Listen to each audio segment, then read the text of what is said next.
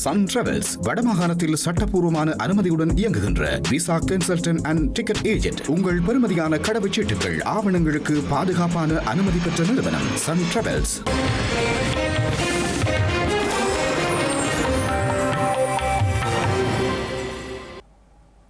வணக்கம். இது ஐபிசி தமிழின் காலை நேர பிரதான செய்திகள். முதலில் தலைப்புச் செய்திகள். தேசிய மக்கள் சக்தி அரசாங்கத்திற்கு எதிராக பாரிய பேரணி. நுகேகொடையில் ஒன்று கூடும் எதிரணிகள். போதைப்பொருள் அச்சுறுத்தலை தடுப்பதே தனது நோக்கம் என்கிறார் அனுர. எந்தவொரு குற்றவாளிக்கும் அடைக்கலம் வழங்கப்படாது என தெரிவிப்பு. யாழ்ப்பாணத்தில் விடுதிகளில் தங்கியிருந்து போதைப்பொருள் வியாபாரம். கைது செய்யப்பட்ட கும்பல். மட்டக்களப்பில் தொல்பொருள் திணைக்களத்தின் அடாவடி. தாந்தாமலை முருகன் ஆலயத்திற்கு செல்லும் வீதிகளில் அறிவித்தல் பலகை. இலங்கை இந்தியாவிற்கு இடையில் பாதுகாப்பு பேச்சுக்கள். பயங்கரவாத ஒழிப்பு தொடர்பில் அவதானம். ரஷ்யா உக்ரைன் அமைதி திட்டம். ட்ரம்புடன் பேச்சு நடத்தவுள்ள ஜெலன்ஸ்கி. இனி விரிவான செய்திகள். ஈழத்தமிழர்களின் வரலாற்றில் பிரிக்க முடியாத ஒரு அங்கமாக மாறியுள்ள மாவீரர் நாளுக்கு முன்னரான மாவீரர் வாரம் இன்று ஆரம்பமாகியுள்ளது. மாவீரர் வாரம் இன்று ஆரம்பமாகும் நிலையில் நினைவேந்தல்கள் முன்னெடுக்கப்படவுள்ளது. அந்த வகையில் மாவீரர் நாளுக்கான ஏற்பாடுகள் முன்னெடுக்கப்பட்டு வரும் நிலையில் மாவீரர் நாளுக்கான முன்னாயத்த பணிகள் தமிழர் தாயக பகுதிகளில் முன்னெடுக்கப்பட்டுள்ளது. முல்லைத்தீவு மாவட்டத்தின் சுற்றுவட்ட பகுதி உள்ளிட்ட நகர் பகுதிகள் சிவப்பு மஞ்சள் கொடிகளால் அலங்கரிக்கப்பட்டுள்ளது.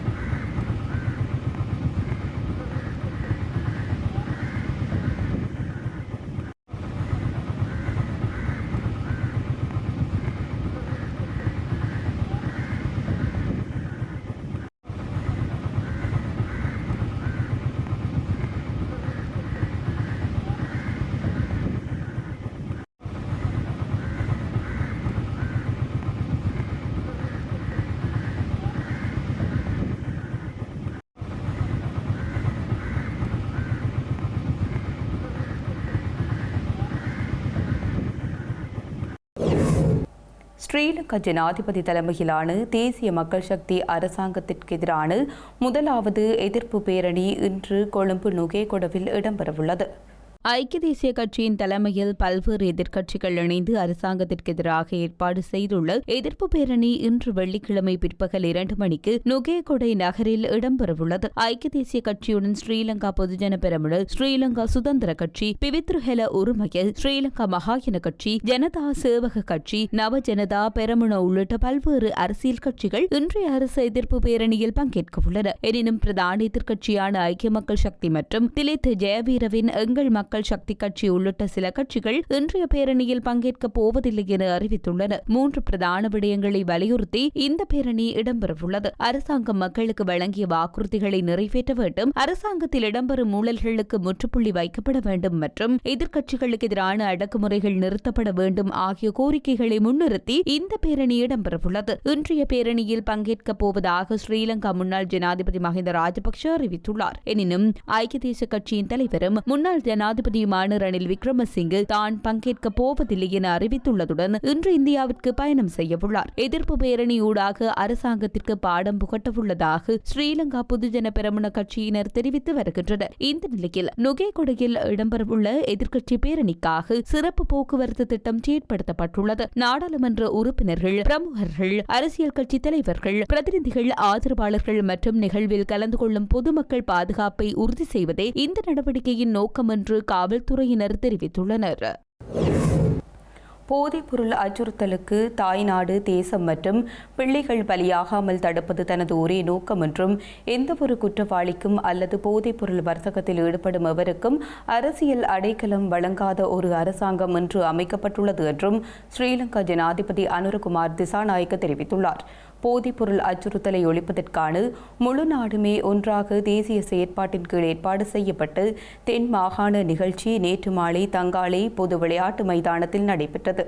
இதில் கலந்து கொண்டு உரையாற்றும் போதே ஜனாதிபதி இவ்வாறு தெரிவித்தார். මේ ව්‍යසනය ගම් බියට පත් කරලා තිබෙනවා. ගම්වල போதைப்பொருள் குற்றச் செயல்கள் என்பவற்றுடன் பிணைந்த கருப்பு பொருளாதாரம் எமது நாட்டில் எந்த விதத்திலும் அபிவிருத்தி, அமைதி, சுபீட்சம் என்பவற்றை கொண்டு வராது. இந்த பேரழிவிலிருந்து எமது சமுதாயத்தை பாதுகாக்க வேண்டும். இந்த பேரழிவு கிராமங்கள், நகரங்கள், குடும்ப கட்டமைப்பு எந்தளவு ஆக்கிரமித்துள்ளது என்பதை நாம் அறிவோம். குடும்பத்தில் பெரும் எதிர்பார்ப்புடன் வளர்ந்த பிள்ளைகளை இந்த போதைப் பொருளுக்கு அடிமையாக்கி மோசமான நபராக மாற்றியிருப்பார். எதிர்பார்ப்புடன் வளர்ந்த பிள்ளை சமூகத்திற்கு பேரழிவை ஏற்படுத்தும் செயற்பாட்டாளராக மாறியிருப்பார். இதனை எந்த பெற்றோரினாலும் தாங்க முடியாது. தாம் பாலூட்டி வளர்த்த பிள்ளைகளுக்கு இவ்வாறான நிலைமை ஏற்படும் என்பதை எந்த தாயும் எதிர்பார்க்க மாட்டார். ஆனால் லட்சக்கணக்கான பிள்ளைகள் இந்த பேரழிவில் சிக்கியுள்ளனர். இது அந்த முழு குடும்பத்தையும் வீழ்ச்சியடைய செய்துள்ளது.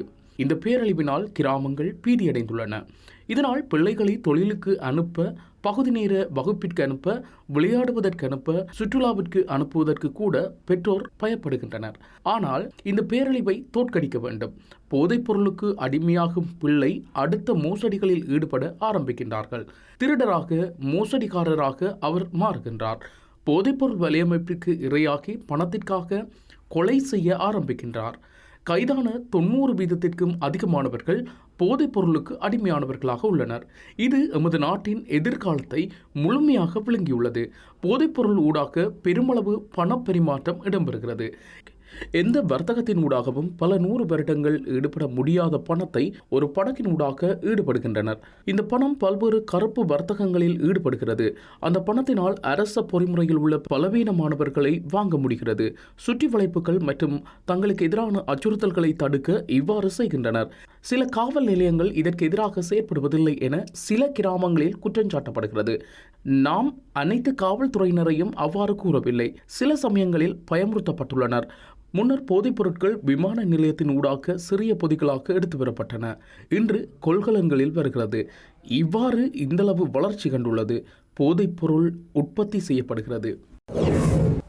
இலங்கையின் தெற்கு கடலில் ஸ்ரீலங்கா கடற்படையினரால் கைப்பற்றப்பட்டு போதைப்பொருள் கடத்தல் தொடர்பாக ஐக்கிய மக்கள் சக்தியின் உறுப்பினர் ஒருவர் கைது செய்யப்பட்டுள்ளார். பன்னல பிரதேச சபையின் ஐக்கிய மக்கள் சக்தியின் முன்னாள் உறுப்பினர் கைது செய்யப்பட்டுள்ளதாக காவல்துறையினர் தெரிவித்துள்ளனர். ஸ்ரீலங்கா பாதுகாப்பு தரப்பினருக்கு கிடைத்த தகவலுக்கு அமைய கடற்படை மற்றும் காவல்துறை போதைப்பொருள் தடுப்பு பிரிவு இணைந்து மேற்கொண்ட கூட்டு நடவடிக்கையின் போது பல நாள் மீன்பிடி படகு கண்டுபிடிக்கப்பட்டது. குறித்த படகிலிருந்து 15 போதைப்பொருள் பொதிகள் மீட்கப்பட்டுள்ளதுடன் அதில் 200 கிலோகிராம் ஐஸ் மற்றும் 100 கிலோகிராம் ஹெரோயின் மற்றும் 2 துப்பாக்கிகள் மீட்கப்பட்டுள்ளன. இவற்றின் பெறுமதி 4 பில்லியன் ரூபாய் என மதிப்பிடப்பட்டுள்ளது. அத்துடன் படகில் இருந்த 6 கடற்றொழிலாளர்களும் கைது செய்யப்பட்ட நிலையில் போதைப்பொருள் கடத்தல் தொடர்பாக ஐக்கிய மக்கள் சக்தியின் உறுப்பினர் ஒருவரும் கைது செய்யப்பட்டுள்ளார். யாழ் நகரில் உள்ள விடுதிகளில் தங்கியிருந்து போதைப்பொருள் விற்பனையில் ஈடுபட்ட கும்பல் ஒன்று கைது செய்யப்பட்டுள்ளது.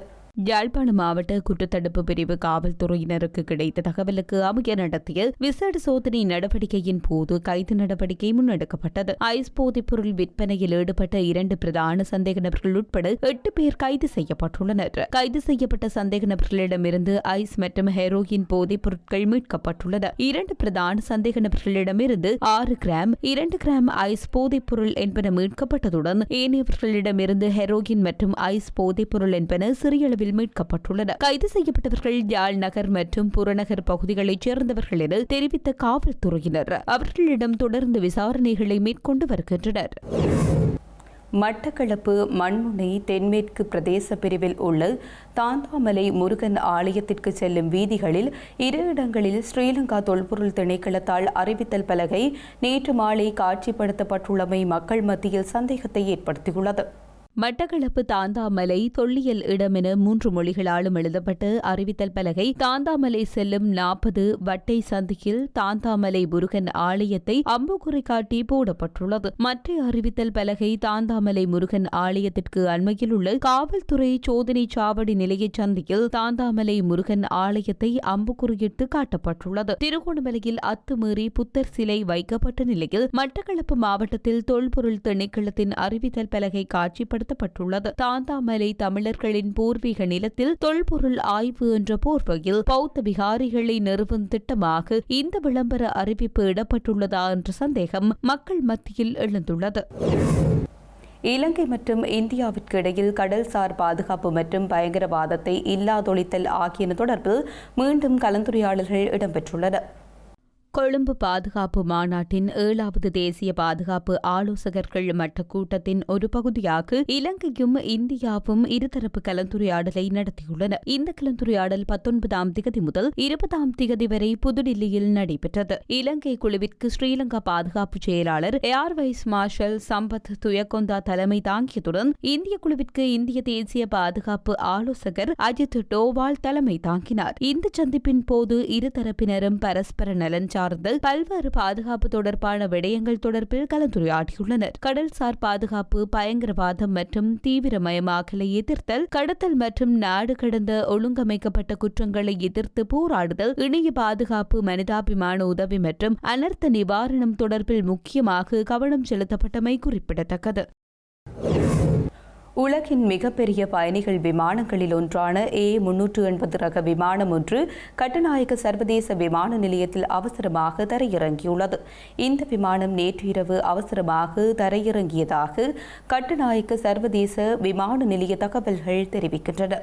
துபாயிலிருந்து ஆஸ்திரேலியாவின் பிரிஸ்பர்னுக்கு சென்று கொண்டிருந்த எமிரேட்ஸ் EK434 விமானத்தில் பயணம் செய்த பயணியொருவருக்கு திடீரென உடல்நலக்குறைவு ஏற்பட்டதை அடுத்து இந்த சம்பவம் இடம்பெற்றுள்ளது. இலங்கையின் வான்பரப்பில் விமானம் பறந்து கொண்டிருந்த போது மருத்துவ அவசர நிலை ஏற்பட்டதாக தெரிவிக்கப்பட்டதை அடுத்து விமானம் கட்டுநாயக்க சர்வதேச விமான நிலையத்திற்கு திருப்பிவிடப்பட்டது. விமான நிலைய அதிகாரிகள் உடனடியாக அவசரகால நடவடிக்கைகளை செயற்படுத்தி பாதிக்கப்பட்ட பயணியை வெளியேற்றி அவசர மருத்துவ சிகிச்சைகளுக்காக இடமாற்றம் செய்துள்ளனர்.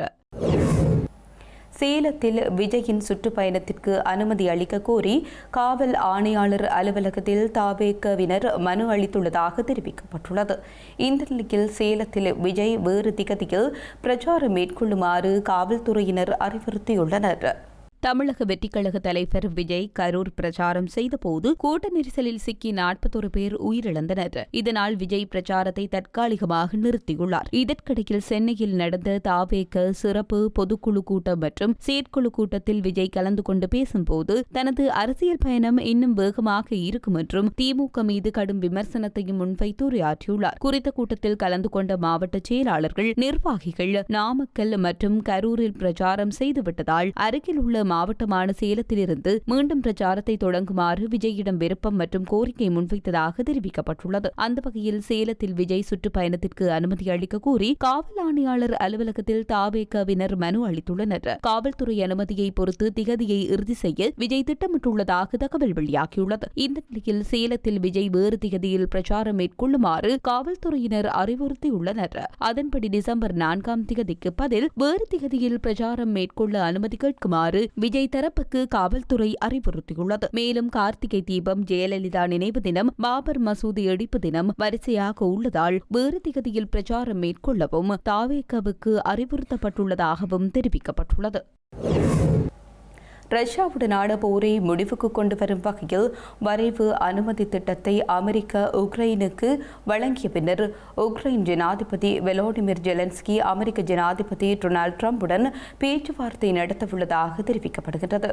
ரஷ்யா உக்ரைன் போரை முடிவுக்கு கொண்டு வரும் வகையில் உக்ரைனின் தலையீடு இன்றி அமெரிக்க அரசு தலைவர் டிரம்பின் சிறப்பு தூதர் ஸ்டீவ் விட்ஹாப் மற்றும் ரஷ்ய தலைவர் விளாடிமிர் புடினின் தூதர் கிரில் டிமிட்ரியுல் ஆகியோர் புதிய திட்டத்திற்காக 28 அம்ச திட்டத்தை தயாரித்துள்ளதாக தெரிவிக்கப்படுகின்றது. புதிய திட்டம் உக்ரைனுக்கு பாதகமான சமாதான திட்டம் எனவும், குறிப்பாக இது உக்ரைனிய ராணுவத்தின் அளவை அரைவாசியாக குறைக்க கோரும் சூழ்ச்சிகளை கொண்டுள்ளதாகவும் அமெரிக்க ஊடக நிறுவனமான ஆக்சியோஸ் வெளிப்படுத்தி சாட்டியுள்ளது. உக்ரைனிய ராணுவத்தால் கட்டுப்படுத்தப்படும் பிரதேசங்கள் உட்பட 3 டொன்பாஸ் பகுதியையும் கியேவ் விட்டுக் கொடுக்க வேண்டும் என்றும் புதிய திட்டத்தில் இருப்பதாகவும், டென்பாஸ் போலவே கெர்சன் மற்றும் சபோர்ஜியா பகுதிகளையும் கியேவ் விட்டுக் கொடுக்க வேண்டியிருக்கும் எனவும் குறிப்பிடப்பட்டுள்ளது. இந்த நிலையில் அறிக்கையொன்றை வெளியிட்டுள்ள ஜெலன்ஸ்கியின் அலுவலகம், இந்த வரைவு திட்டம் ராஜதந்திரத்தை மீண்டும் உயிர்ப்பிக்க உதவும் என்று அமெரிக்கா நம்புவதாகவும், உக்ரைன் போருக்கு நியாயமான முடிவை கொண்டுவரும் வகையில் திட்டத்தின் விதிகளில் பணியாற்ற ஒப்புக்கொண்டதாகவும் தெரிவித்துள்ளது. உண்மையான அமைதியை கொண்டுவரக்கூடிய அனைத்து முக்கிய திட்டங்களையும் ஆதரிக்கும் எனவும் அந்த அறிக்கையில் கூறப்பட்டுள்ளது. செய்திகளின் நிறைவாக மீண்டும் தலைப்புச் செய்திகள். தேசிய மக்கள் சக்தி அரசாங்கத்திற்கு எதிராக பாரிய பேரணி, நுகேகொடையில் ஒன்று கூடும் எதிரணிகள். போதைப்பொருள் அச்சுறுத்தலை தடுப்பதே தனது நோக்கம் என்கிறார் அனுர. எந்தவொரு குற்றவாளிக்கும் அடைக்கலம் வழங்கப்படாது என தெரிவிப்பு. யாழ்ப்பாணத்தில் விடுதிகளில் தங்கியிருந்து போதைப்பொருள் வியாபாரம், கைது செய்யப்பட்ட கும்பல். மட்டக்களப்பில் தொல்பொருள் திணைக்களத்தின் அடாவடி, தாந்தாமலை முருகன் ஆலயத்திற்கு செல்லும் வீதிகளில் அறிவித்தல் பலகை. இலங்கை இந்தியாவிற்கு இடையில் பாதுகாப்பு பேச்சுக்கள், பயங்கரவாத ஒழிப்பு தொடர்பில் அவதானம். ரஷ்யா உக்ரைன் அமைதி திட்டம், ட்ரம்புடன் பேச்சு நடத்தவுள்ள ஜெலன்ஸ்கி. இத்துடன் ஐபிசி தமிழின் காலை நேர பிரதான செய்திகள் நிறைவு பெற்றன. உடனுக்குடன் செய்திகளை அறிந்து கொள்ள ibctamil.com என்ற நமது இணையதளத்தை பார்வையிடுங்கள். வணக்கம்.